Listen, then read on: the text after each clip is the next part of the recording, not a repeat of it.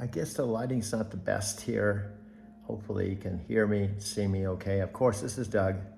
I'm sitting at my mom's dining room table, and some of the things we're gonna talk about, you, whomever you are, may already know. I'm a 16th Street Mall shuttle driver. Have a good day, have a good day. You too, you have a good day. Yeah, thanks. Bye. Bye. I'm gonna film you leaving. Okay.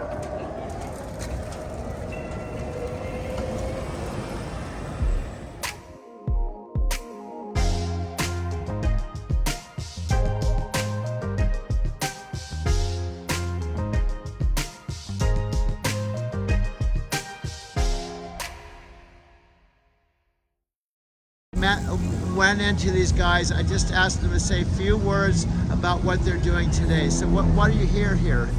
We're here for Zed's Dead. It's a electronic dance music festival here in Denver, Colorado on the 4th every year. Really? Do you guys come here just to dance or do you perform?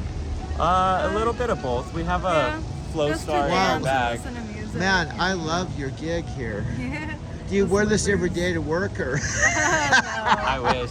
We have a friend we're meeting up with who also has slippers. We're gonna be matching. Oh really? With him. Yeah. But you don't dress less. What do you guys do for day job?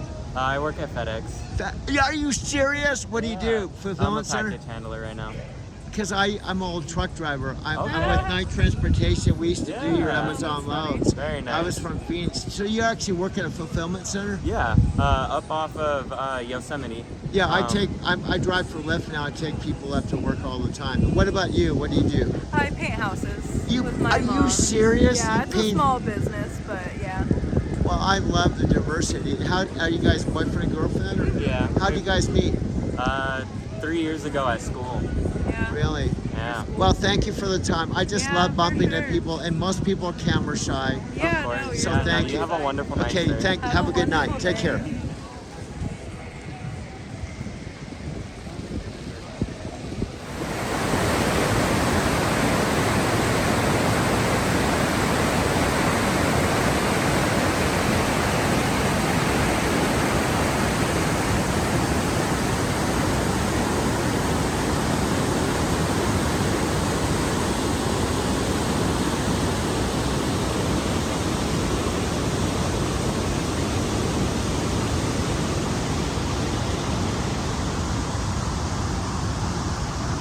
Story I call driving to Tokyo. Now, it seems like my audience is not Sylvia or Chikako or family members or my sisters. Well, certainly not my father because he's passed away, sadly, and regretfully I lost my father March 17th. But it seems like my audience are the people I'm going to meet today and every day with my Lyft business. One by one, they're becoming subscribers. But I want to highlight one by one.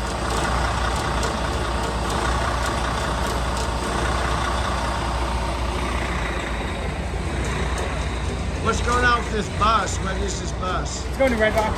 Oh, okay. Red Rocks for a concert? What do you guys sing? Turnpike Troubadours. Are you out of town? No, I mean, I work here. Oh, Yeah. I'm sorry. But they're all seeing a fun show. I just moved to Seattle, so I live right here. I like just spontaneous and popular. Yeah, they're going to the show. We do I'm shuttles a to Lyft it. driver. I take people awesome. to Red Rocks. What's Yeah, your name? Kevin. You look like a cool dude. Oh, thank you, brother. You look too. And like old cool dude. Oh my God, love it. You might just do a 30-second video Of what? of just you. What am I doing? What just tell me about you? Sure. Yeah. 30 seconds. 30 seconds. I just bumped into this dude. Who are you? My name's Kevin. You just ran into me while I'm sending some people up to Red Rocks because that's where I work. And that's what you do at day job? Oh yeah, it's my day job, man. We work at the concert venue. It's great. And who's playing tonight? Oh, see you, Thomas. Turnpike Troubadours. And are that's playing. what you do like the whole summer? Oh yeah, man, all year. Yeah, until November. We have shows all the way until like fall. Fuck, It's dude. crazy. What a dream job. I know. Thank you for God. reminding me of that. Oh, It's always good. Do you talk to people like on the bus going up there? Yeah, I mean, I don't usually ride on the bus, but I usually give a little speech. And in general, we're just trying to get people up there safely. And then, see, I used to be a limo driver. I Oh, had you know the people game. people would give me a front row seat, Oh. give me a $300 ticket. just to get them Yeah. up there? Oh my God, I don't have Because- quite those perks. Yeah, they said like, we know Red Rocks. You got to admit, Beatles played there. Everyone's played there. I mean, it's one of the The best Red venues Rocks in the world. and the whole dude. planet is probably one of the best venues in the planet. And I this know is it. your job. I know it, dude. Okay, sorry. Thank you for that moment of What's your gratitude. name? My name's Kevin. Kevin. Thank you Yeah. for, buddy. I got I you. appreciate you. I can run. I love you. I'm Thank you so much. Waiting area. And as it turned out, dude, it doesn't even feel cold here. I know it's snowing, but it's not cold. Anyway, so what happened is I went out to this waiting area, and Lisa, who was around 40 something, and I'm like a 70-year-old dude, she came out and she said, I was hoping you were out here. I said, oh, what do you mean? She said, when you walked by and asked me to excuse me, I felt your energy. I thought, really? She said to me in so many words, I know you're an old dude, but I just thought you seemed like a cool dude. So we ended up walking back to my loft. That's why I want to keep my loft, because I like my loft. Yeah. And we ended up talking like 4 or 5 hours, and I found out she actually had a cat named Mojo. Well, here's where I'm leading up to. From YouTube, driving to Tokyo, I have a celebrity here in the 16th Wine Country. His name is Mr. Gentry McComb. You've been playing here 20-something years? Yeah, 20 years. 20 years. 20 years. He's coming out to you right now. Here we go.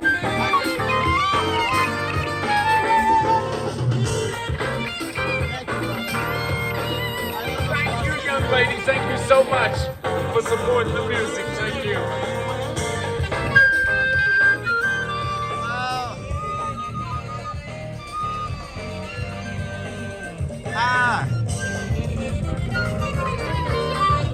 Thank you, young lady. Thank you so much. Thank you, my friend. Such a privilege.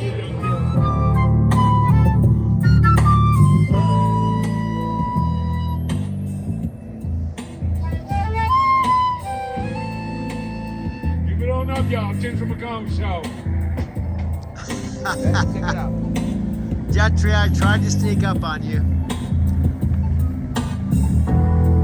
How's it going, bro? There you go. What's going on? All right, thank you. You got something there? Yeah, something for you. Which one you want? You want this one? I'll take out. Bro, this is a gift to me? Yeah, This is so cool, bro. yeah. Mr. Gentry McComb gave me a picture. Yeah, that's it. The veteran Ginger McCombs, y'all. I'll take this, bro. All right. I'm gonna put it on my channel, on my videos. Oh, yeah. Yeah, because you're the main live, man. Ginger McCombs, yeah. Unfortunately, I don't have copies to give to everybody. No, but you gave me one, bro. Yeah. Yeah. Gentry gave me this. It means the world, bro. Yeah. No, when I walked down here this morning at 6:30, it did not look like this. It was just starting to fall. We're supposed to get 18 inches of snow. It's Thursday, March 15. Believe it or not, yesterday was clear and sunny. And that's supposed to quit tomorrow morning. To you bring those feelings of whatever you're looking to create, it's going to bring that to other people through your videos. So just massive action is what it's all about. That's what we've been doing. That's what we've been doing for the last couple months. At the end of it, 90 days total of complete action. There hasn't been a missed a day. You haven't said, oh, I'm not going to make a video today. You've そうなんだ、結構我々が今ね、餌合わせて働いてるね。してますでしょ。お願いします。あ、ずっと流してる。ず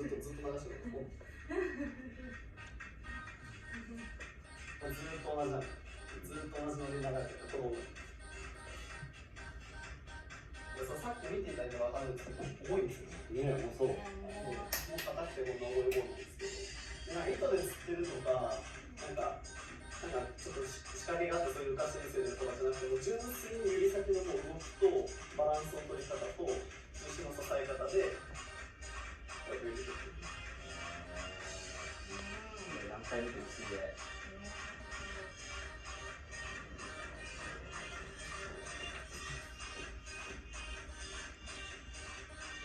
で照明当てたり後ろに動画流すと結構綺麗なんですよ。確かに。すごいなんか。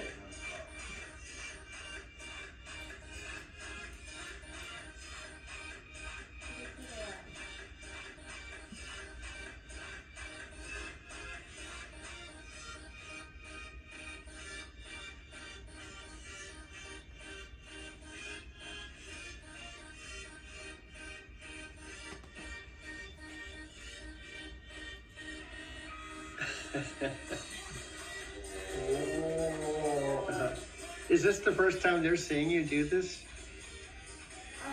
Yeah. Not for me, but. Oh yeah, for them. It's a first time. Okay, yeah. There's always a good first time. すごい。いや、変な感じですね。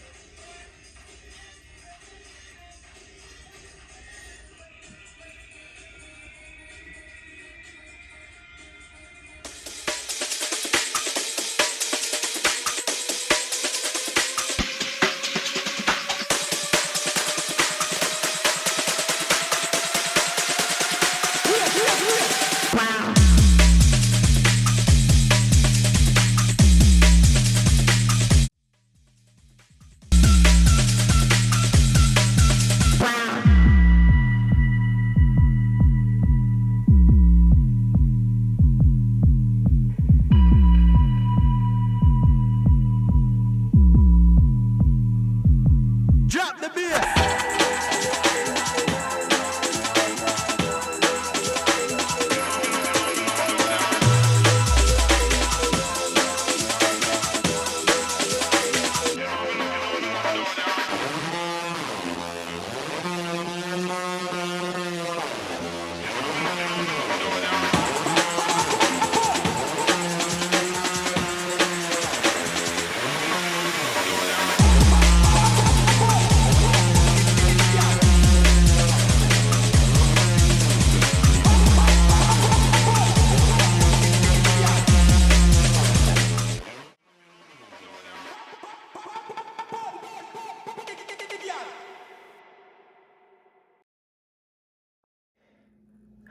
Hello.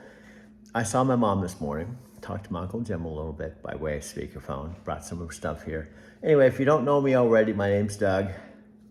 And the current reality, the current date, although time never stops. By the time I talk to you for 2 minutes, it'll be 2 minutes later than right now. This is a photo of Sari in her house in Japan. I'm gonna put my pants on and walk down to Starbucks. But I have over 2,011 photos. This is Sophia and I after she left the business Empower Network and Aaron and decided to be a shaman in a channel. This is us.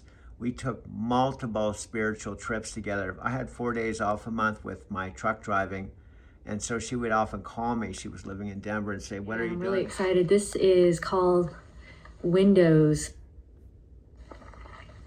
Hey guys, we are at Arches National Park and I'm really excited. This is called Windows and there are 3 windows that I think I saw. One is and one is called the South Window. Just check out this landscape. And a lot of gateways and portals to the cosmos here if you know what to look for. And not just like, you know, enjoying the beautiful scenery, but seeing what this is all here for. So anyway, we're walking up there. Meet you up there. This is inside the arch. That's me right there. That's me right there. Possessions and they're just out with their school. And this is, to me, pure freedom. I wrote this morning in a post talking about how, I was married, had 2 homes, nice portfolio, cars, money in the bank account. This is me at the day in the office. Now, Sophia Rashkin and her husband at the time, again, this is about 13 years ago. I'm right here, but this is 1, 2, 3, 4, 5, 6, me, 7, 8, 9, 10, 11, 12. 13 people paid Aaron and Sophia about $1,000 each to attend the day in the office.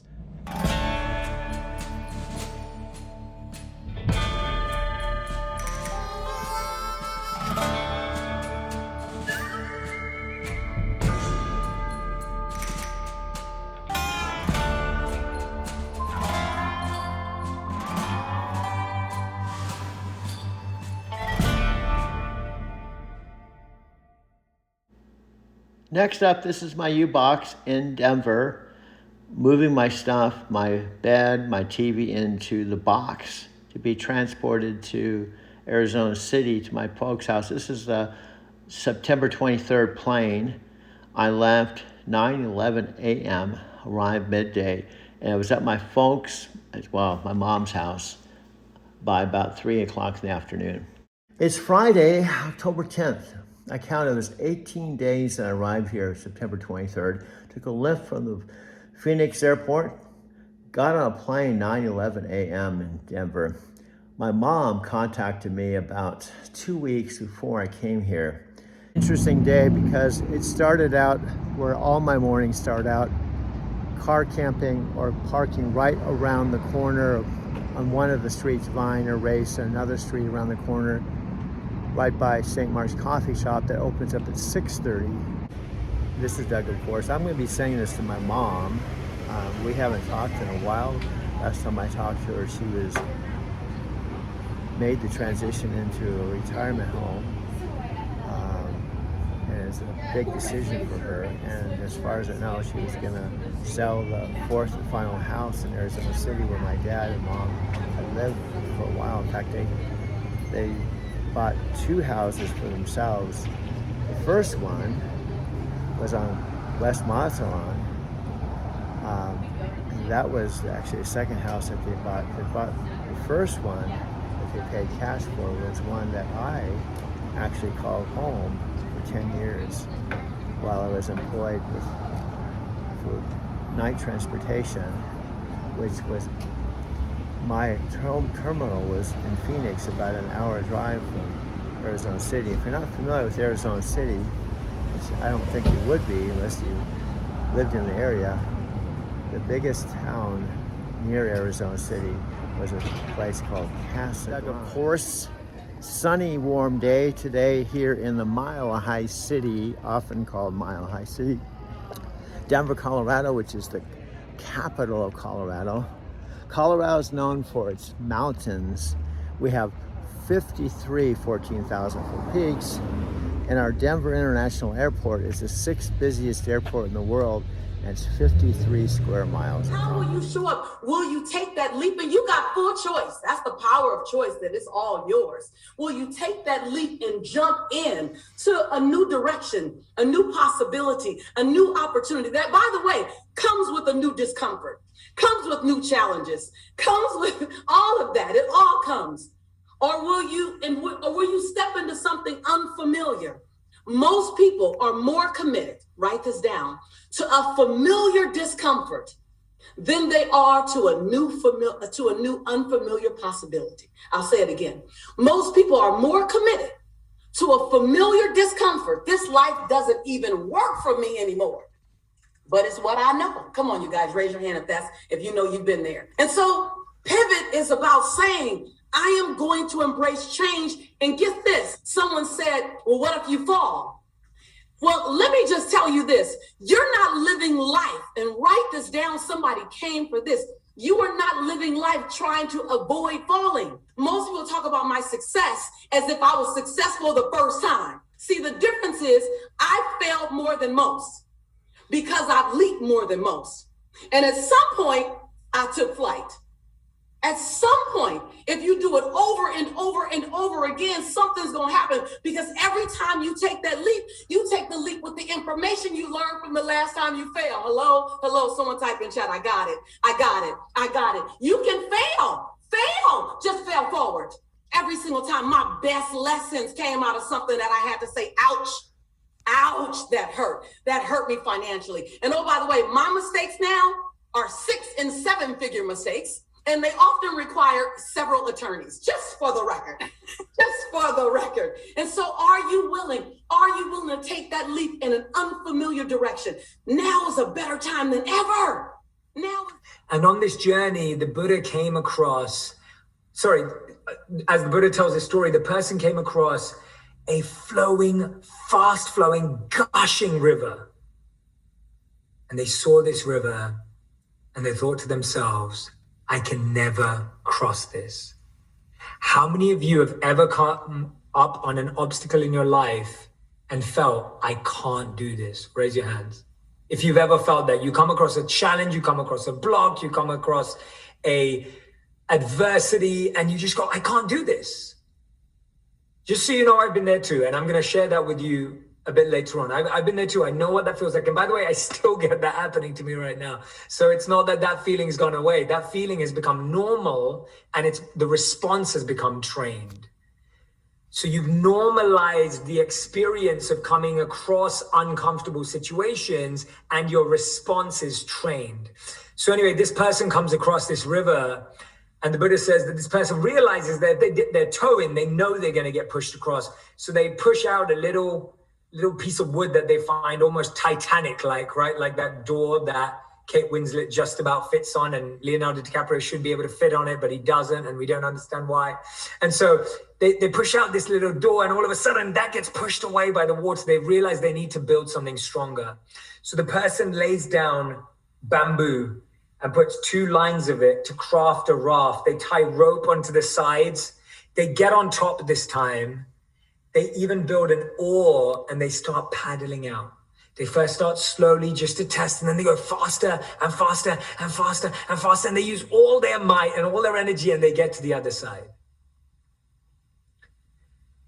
They breathe a sigh of relief because they reach the other side, and then they say to themselves, this raft changed my life. Without this raft, I could not have done this. It wouldn't have been possible. So they decide to strap their raft on their back and say, I'm never letting go of this raft because this raft saved my life. I wouldn't be the same person without this. They continue to walk on. The Buddha says now they reach a new challenge. This time, the challenge is not a fast-flowing river. It's a tall, wooded forest with trees dotted at every step. And as they try to walk through with this big raft on their back, the raft keeps knocking against the trees, and they try and maneuver it and push through and try and squeeze through, but the raft gets chipped and knocked and breaks, and then they come to an important realization. The Buddha says that this person realizes that they have 2 choices. They can either let go of the raft and walk through freely, or they can hold on to the raft and struggle to get through. Why am I telling you this story? Because this is the pivot. We have habits, we have mindsets, we have ideas that have served us up until this point in time.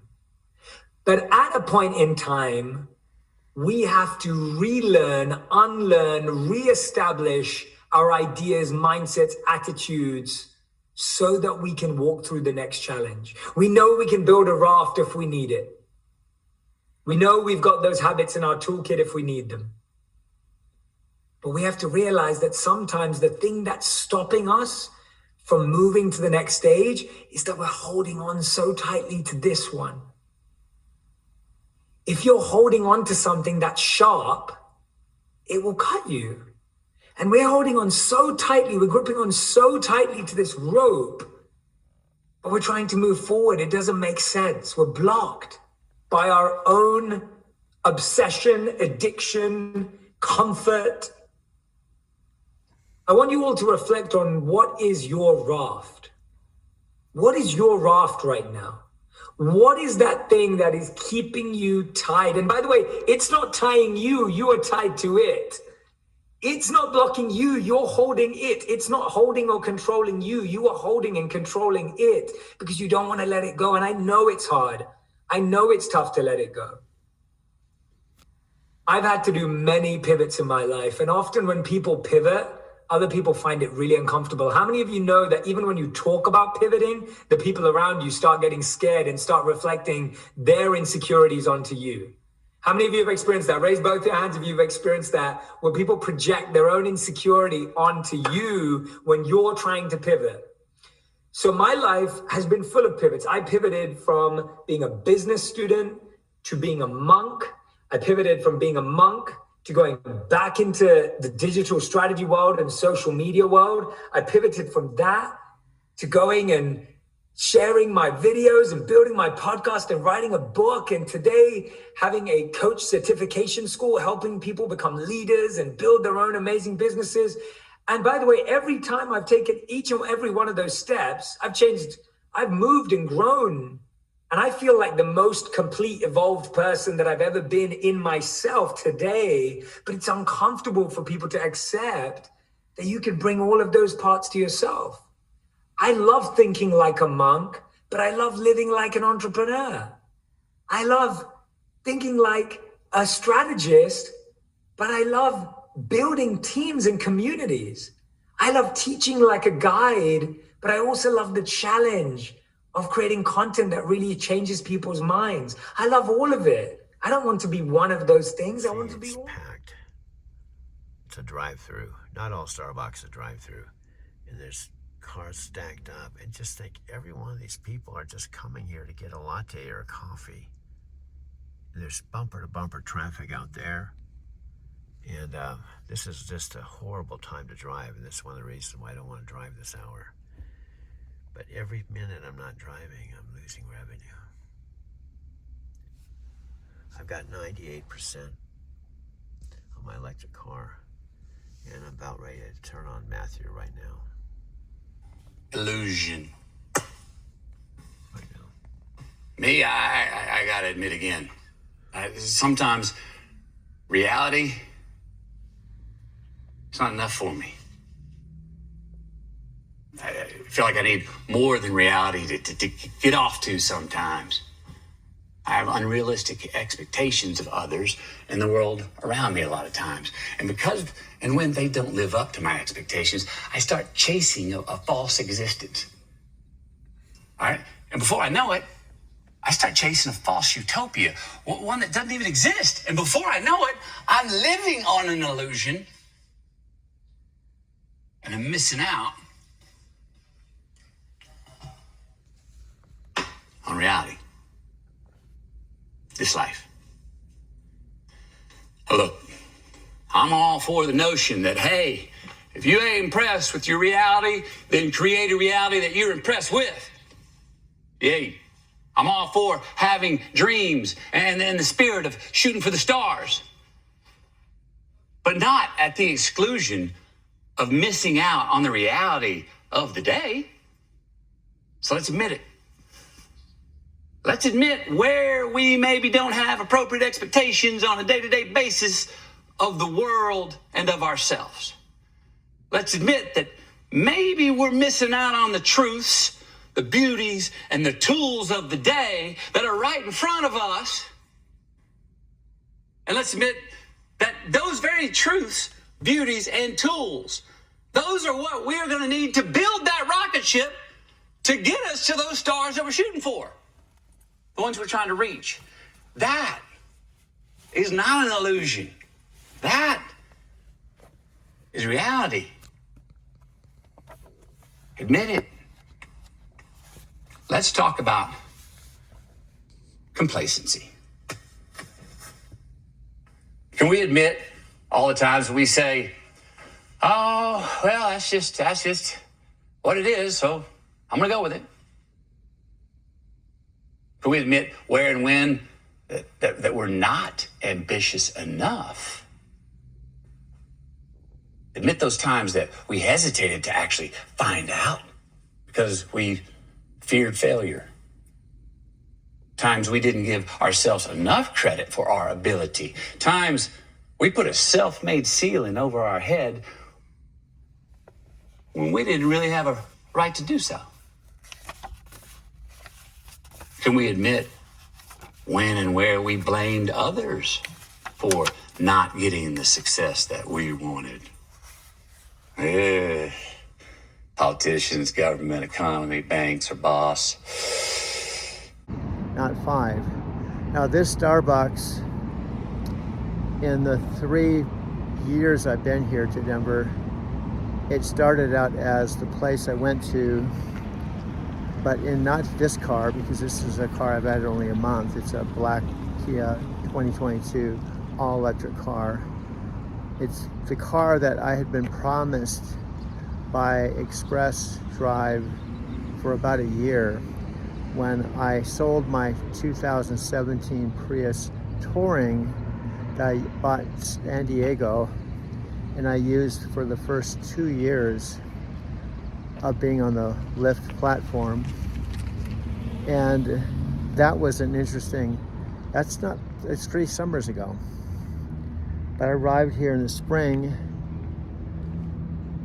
and I had not lived here or called this home since I left January 2009. And I had lived here at that point from August of 1990, age 37, and I would leave at age 55 to go to Southern California to meet my then 75-year-old father in Laguna Beach. And that would start a whole new chapter of my life, starting at age 55, and now I'm 71. I guess you could say that was 16 years ago. My dad has since passed away, sadly and regretfully, March 17th, 2024, just shy of his 91st birthday. It was my brother-in-law that called me to let me know my dad had passed away 30 minutes earlier, not my 2 sisters or my mother. It was my brother-in-law, Roger, who is the husband of my sister. So it wasn't one of my family members. And imagine, I don't know because I was not there, my dad passed away on a hospital bed in their living room. And when he passed away, I imagine they talked about who's going to let me know that my dad passed away. And I was not there. I was here. And also I wasn't there for his 90th birthday. 2 significant periods that my dad had been talking to me, my 2 sisters, and my mom about for years, for 15 years. And through a series of circumstances that if things had worked out differently, one specific thing,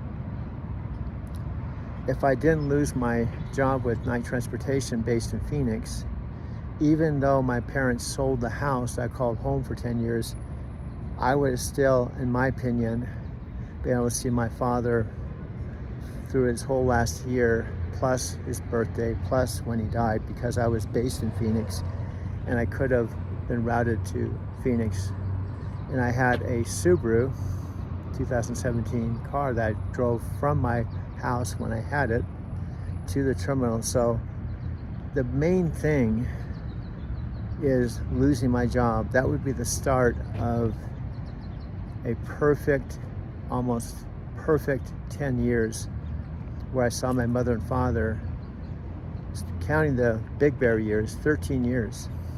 But counting the Arizona City years, I saw my mother and father in 2 different houses. Their first primary house and the one that they would ultimately move into. And Roger and my sister Janet, who lived only about a 5-hour drive, we, on my 4 days of home time, went to work and moved most of the house ourselves. Since it wasn't a big move all the way from Big Bear City to Arizona City, it was just like one part of Arizona City to the house across the street from where I called home. When my mom and dad moved in there, my dad only had to go across the street and set up his, well, he basically set up his art studio to paint in the living room. Now at that point, my friend Chikako had already gone back to Japan. She lived in the guest room for 2 years prior to my dad moving his art studio into the living room. But it didn't really affect me because I just kept my master bedroom in my bath. I still had use of my washer and dryer, the whole entire house. And plus I was only going home 4 days out of the month. And the balance of the time, my dad painted 4 hours every day. And I would just simply come home from my home time, do my laundry, take a shower, visit with my folks. My dad would paint 4 hours a day. I could hear him speaking on a speakerphone when I was in my bedroom, often making one of my videos. And then when I'd go across the street, often for dinner with my mom and dad, maybe watch a football game or something, there were times I sat on the couch with a headset like this with my phone and made a video as I was watching a football game and talked to my mom and dad. Those days are gone forever. Now, I don't have as much documented of my home as I'd like to, and I don't have any documentation from the 3 years I was going to and from Fontana to Big Bear City. In fact, I don't have any photographs of my dad or my mom or the house, even though I was there 3 winters, 3 years of going back and forth from Fontana. Sadly and regretful, I don't have any documentation of that. I really didn't get into really heavily documenting my life until I had a Doug Werma channel with random videos. In fact, my 5 times to Japan, I didn't have this phone. I had an iPhone, but it had only 127 gigabytes of storage, when I didn't really know it made a difference because I was primarily just taking photographs, posting just short videos on Facebook. It wasn't until my 5th and final time to Japan that I came back and drove 2 years through COVID that I hooked up with Michael, who he and his wife, Michelle, had a thing called the Video Matrix, Turning Fear into Power with Video. And I would end up doing a 90-day challenge where they asked us, I was one of the participants, to answer a question on video. And the whole idea was to get comfortable talking in front of the camera. I did that for 90 days, graduated 2020, and that's when I started getting more into videos. And I gave a video to Michael, one of my first ones, and he loved it so much, he asked me how much would it be worth to have me do all the things you don't know how to do, like set up your website, set up your thumbnails. He was a video expert and knew much more about it than I did, but I had the story. Principally, driving a truck 13 years and going back and forth to Japan 5 years in my Buddhist story. So I had the story, he had the expertise, so I paid him $7,000. $7,000. That seems kind of crazy when today I didn't even have enough money to buy a cup of coffee until I found out I had $3.24 on my Apple Cash card.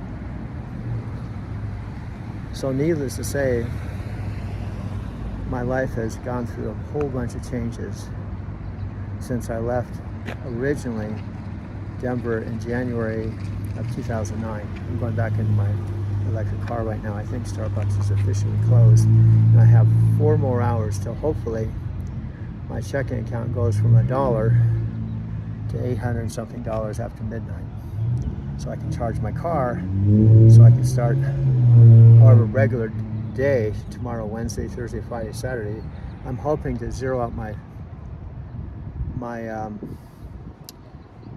rental Wednesday, Thursday by Friday, and have at least Saturday and Sunday with some income.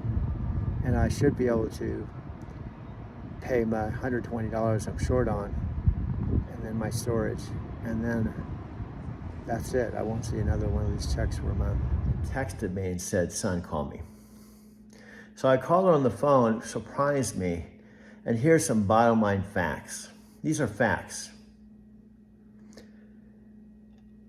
My mom sent me an email. She doesn't like talking on the phone. Sent me, I'm in the home, retirement home, left home. Now, what you may not know, when my dad was alive and I drove here 14 hours my 2017 Prius touring from Denver when my dad called me and said he was dying and he may not live till the end of the week. My mom texted me and said, Dad's dying. I booked a Southwest airline ticket. Oh, by the way, I was gonna tell you what this last thing was. Otherwise you wouldn't have a flying fuck clue what it is. I went to Japan 5 times. The last time I was there from October 2019 to December 18, 2019. I went 5 times, but it was only after I'd been driving for night transportation from May of 2012, about 5 years. Prior to that, I drove 3 years. So I'd driven about 8 years before I took a paid vacation to Japan. That led to 5 trips. But I'm gonna put this aside right now. So, what you may not know or even understand, I'm trying to piece, my mom's 90, I'm trying to give her point-by-point Buddhism, you know, my filmmaking, showing on my phone. I got 9,000 videos on here. But you have to understand, my mom's 90, she's got a fractured vertebra, talking to my Uncle Jim. My sister Janet thinks I'm a fucking bum, you know. Can you imagine this? My own sister Janet, when I was on the verge of losing my apartment that I loved, the first apartment that I would have in Denver after calling Arizona City home for 10 years without any rent or mortgage in a 3-bedroom, 2-bath house that my parents paid cash for. My own sister Janet, my loving sister Janet, of course, not called me. She emailed me, said, Kathy and I are on to you. We're on to you. You're lazy. Don't talk to your mom and dad. You have no idea what they're going through. They don't want to hear about your problems. You're lazy. I was like, lazy? You know, I don't know my parents. Hello, Janet, what planet are you on? These are facts. First of all, I've been my mother and father's son for 72 years. Second, when I started my driving career officially with CRST, April of 2009, my then 75-year-old father, who I don't know, drove from Big Bear City, California, in the mountain home to bring me down to CRST every fucking day, every fucking month for 3 years. When I went out for a whole fucking month, this lazy fucking bum of asshole, working 60, 70 hours a week, my dad picked me up. But I drove back. I spent 4 days, listen to this, 4 days with my parents every single month for 3 solid years. Do your math. 4 days times 12 is 48 times, call it 50, times 3, that's 150. 150 days I saw my mother and father in their Big Bear City house, and my fucking sisters telling me I don't fucking know who my parents are. It's a fucking bullshit, I'm sorry to say.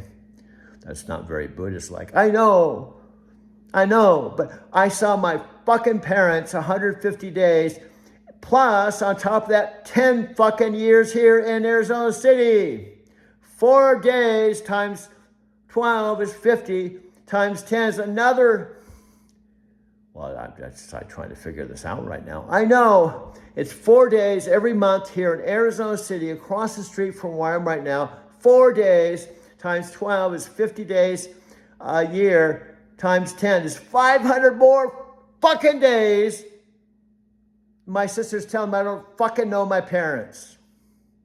You sound like you're mad as hell and you can't take it anymore. I'm just telling you, it's a bunch of bull crap. And call me fucking lazy. Fucking lazy is a bunch of fucking bullshit. Dude, you get all worked up. I know, I'm just kind of letting it out in front of the camera because no one's listening to this. My mom was kind of cool this morning. Out of the blue, she said, there's mirror work where you talk to yourself in front of the mirror. But I told her, do you know what the modern mirror work is, Mom? Is when you talk to the fucking camera and you record it. It's been 6 minutes. And you don't have to like share it with anyone. As soon as you push the stop button, this 6-minute video goes to one of 9,000 videos. At 72 years old, I know who my fucking parents are. Of course, I'm getting to know my mom even better because she told me a couple things about a month ago. She said, I like to see you before I die. Right? Reasonable request. Plus, I like to see you get your shit together before I die.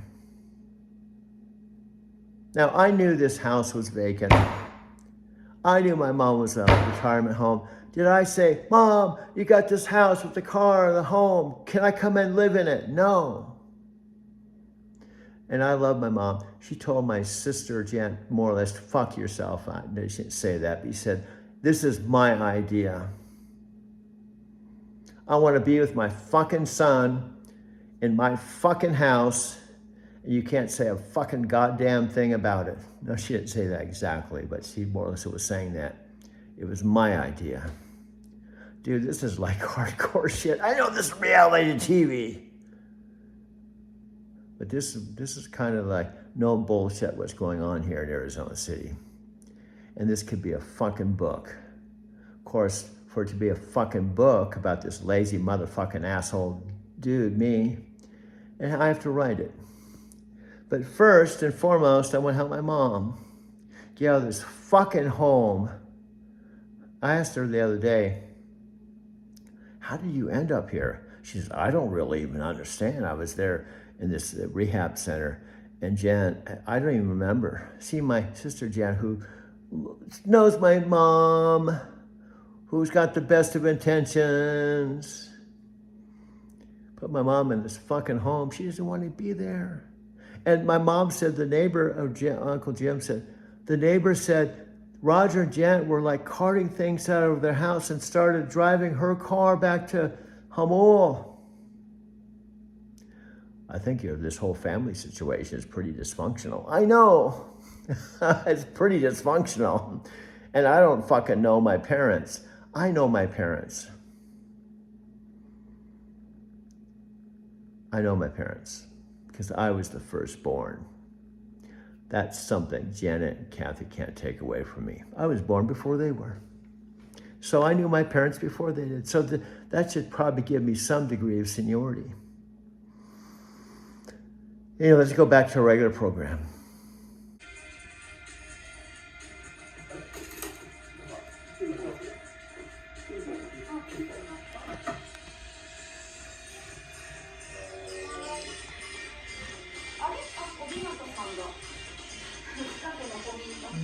Like you could easily take a day off or 2 days off and not make a video. It's just because you've done so many. I'm just saying you don't. You know.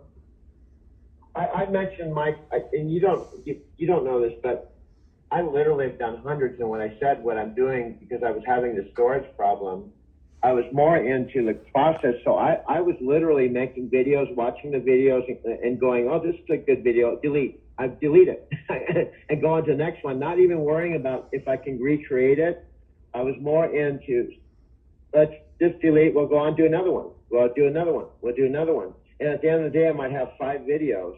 Maybe one of them I would send to you and maybe one to Facebook, because I knew the more I did them, I wasn't even concerned. Now, I've got to the point my videos are getting better that I want to figure out how to download to YouTube, and I want to figure out how, I've done it twice now. I've actually downloaded all my videos and my photos to my Mac computer that has 1 terabyte. And I don't know the exact number, but there's something like 1,900 videos and photos, because obviously I don't want to just keep making and deleting stuff I put my heart and soul into. But there were early videos I wasn't too concerned about it because I would do it and I knew the photos and stuff was still there and I could remake it again. You understand what I'm saying? I wanted to develop the confidence that I can make videos, and I can make one right now, and I can make a second one that's not exactly like the one I just made with a little variation, and to make another one. So, and obviously it's not about how many we're making or how many I'm making. It's also about you know, bringing value, entertainment, coaching, and inspiration, and telling a story. So now what I'm starting to do, the empower side, you know, the empower side. In fact, by the way, side comment, I just sent David Wood some of my videos. Yeah, I sent him. I said, I don't know if he's going to respond. He's kind of still, you know, whole backstory and stuff. But I sent him a video and said, hey, Dave, I just want to know that I'm thinking about you. Had a huge impact on my life, and probably you've influenced my making this video a channel because, you know, of our conversation that I had with you. I still remember that to this day. Just wanted to touch base with you. So I'm going to wait and see if he responds. Because who knows, he might be, it might be an interesting Zoom call to have a Zoom call with David Wood, you know, find out what he's doing now. Yeah, that'd be cool. I've seen him on Facebook. He goes live every now and again. If you go onto his Facebook wall, he's done a couple of live videos recently. So yeah, he seems like he's doing well. And yeah, he was a total life-changing, you know, connection for both of us, for not only you and I, Doug, but for Michelle and I as well.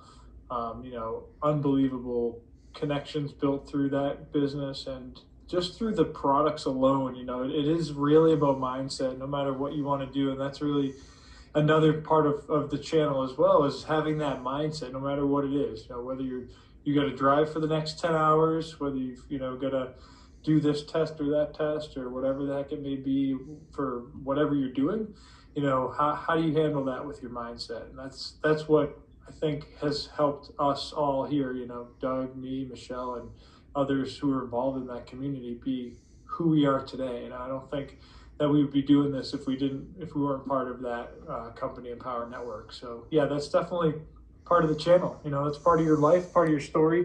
And plus you can teach things that you learned through that. So you've got, you know, so much value. I'm sorry for, what I'm saying is, I guess the thing, the thing about Dave that just amazes me is, and I can relate to his story, the fact that he's a normal guy that was literally in his van down to his last two. Story, not the exact train, but this Amtrak train, there's a train called the California Zephyr that goes, I think, through Wyoming and ultimately across Nevada and over Reno and into Sacramento. Oddly enough, the California Zephyr train takes the same route I used to take in my truck from our Reno yard, and when you drive over Mount Donner Pass, this train, that's where I think this is going. But when I went to California, I took a bus from this train station to New Mexico and took a train just like this from New Mexico through Winslow, Arizona, all the way to basically the Los Angeles area, and that's where my dad picked me up in Laguna Beach. But I took a train just like this when I left Denver, Colorado, January of 2009. So it's kind of cool. And plus, footnote, what I loved about Japan is I took the bullet train, Shinkansen. I bought passes and I loved the subways. And one of the reasons I went to Japan 5 times is because I rode exclusively on the trains. I only took one cab the whole entire time I was in Japan. The rest of the time I took nothing but subways and bullet trains. So that's why it's kind of cool to live by a train station, because I love Japan and I love the trains, and I have trains right here. And this train station's been here since 1881, I think, 1880, something like that. So I just thought I'd take this video on my way to Whole Foods this morning. But there's a possibility you don't know. So I'm going to talk to you as though you don't know. This house that I'm in, that I've been since September 23rd, 2025, about 18 days ago. I got here unexpectedly to Arizona City, specifically Phoenix, Arizona, from where I had been in Denver, Colorado. I arrived officially to start a second life there after originally going to Denver, Colorado at age 37, August 1990. And when I arrived in 1990, I had lived in San Diego, California from age 7, going to Orlando Elementary School, living on Vivian Street, Horseman Junior High School. When people ask me with my Lyft business in Denver, where am I from? One of my riders said, well, you should just say you're from California. Because I said, well, I'm 72 years old. He asked me where I'm from. It just depends on what part of my life. And then I explained to him, well, I lived in San Diego from 1960 to 1990, about 30 years, or from elementary school to age 37, almost 40. And he said, you should just say you're from California. So I'm bringing this up because when I went to Colorado in 1990 at age 37, it would end up being the longest I had been away from California, where I grew up, specifically San Diego. Now, California is a big state. If you don't know the geography or much about it or all of the geography, basically San Diego, to me, I like San Diego a lot better than LA, but San Diego is south of Los Angeles, a couple hours, right on the Mexican border, the very southwest corner of the United States. Then you have Los Angeles, and essentially San Francisco, the capital of Sacramento in the center of the state. You have Northern and Southern California. California is a lot like Florida in respect that Northern Florida is a lot different than Southern Florida. Now, I'm bringing this all up because the awesome thing about driving 1 million miles around the US between two companies is that I really know the United States. I know the highways, the freeways, the cities. So when I started driving a truck and got officially hired by CRST April of 2009, after going through advanced truck driving school, orientation, going out with my trainer for a month, and officially began my CRST truck driving career in Fontana, California, it was teams. Now, I've told my Lyft riders this when I start talking about truck driving. I said I work for 2 companies, but the one that is the most significant is my second company, Knight Transportation, where I officially was hired after I traveled 650,000 miles with CRST because of teams and multiple trucks and drove 300,000. So by the time I got hired with Knight Transportation at the largest terminal based in Phoenix, I had 3 times the amount of mileage you needed to be a certified driver. And about the same time I got hired on, out of all the places outside of Southern California, more or less the area I grew up, where I'd end up spending 10 years with Knight Transportation, it was working out of their largest terminal, which happened to be Phoenix, Arizona.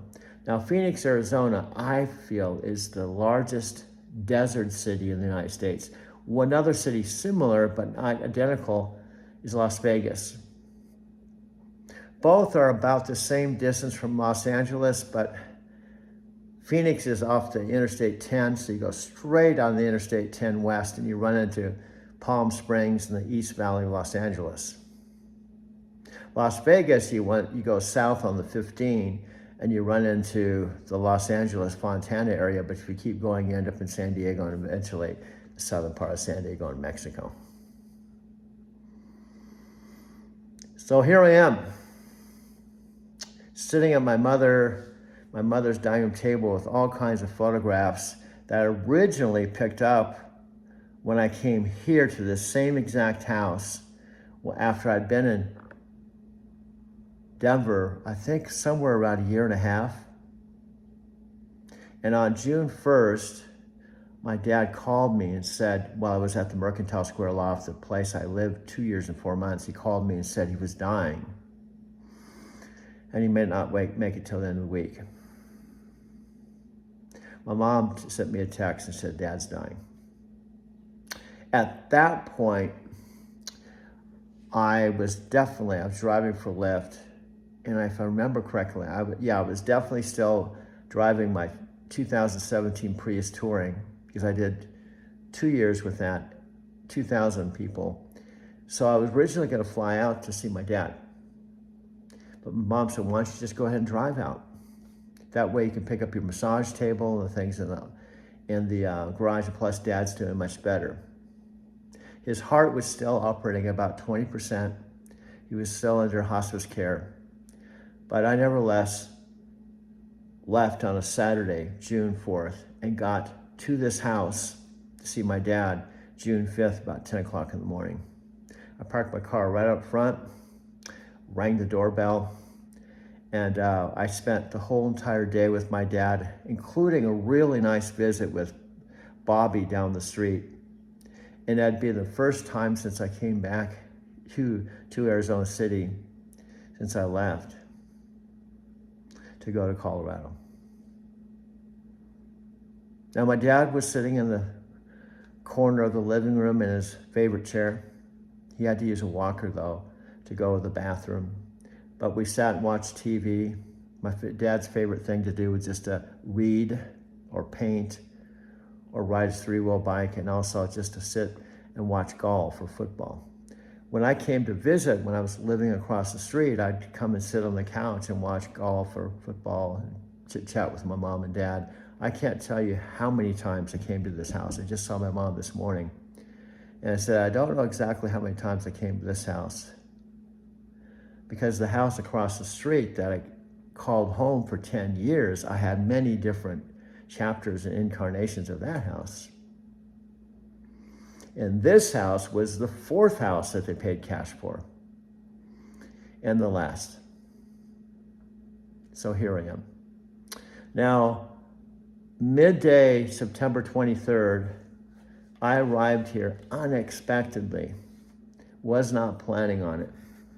And what had happened is about 2 weeks before I got here, my mom sent me a text and said, could you call me?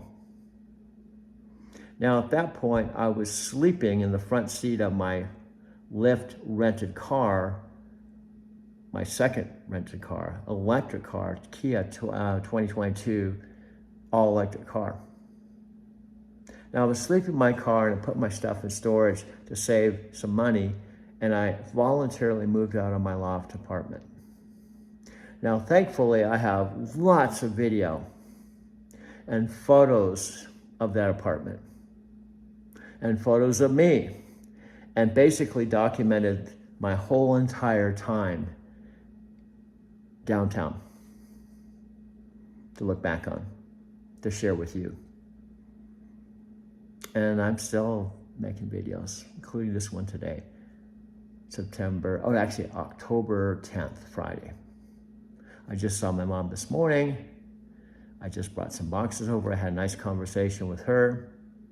And I'm talking to my Uncle Jim pretty much every day. Now, our goal, my goal and my Uncle Jim's and my mom's, it's her choice, not mine. But she's on board to move from the retirement home where she's been 4 months and bring her back home. Now, we're doing all the correct things. For example, making sure she has help, medical help and other help. And also, I'm going to be here. I'm in the guest room. My uncle will be available on the phone. And since I lived here, I knew exactly what to expect.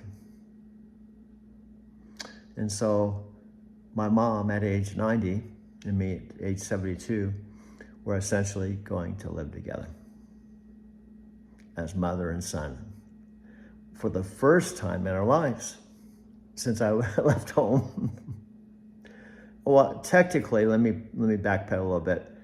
Technically, when my first 3 years driving a truck, my 75-year-old dad drove from Big Bear back up to their house. So the 4 days of taking my home time, I was in the guest room of their Big Bear City house, but I wasn't living with her or my dad full time. This is going to be kind of the first time since I left home at age 19 that we're actually going to be living together, and specifically living together without my father here.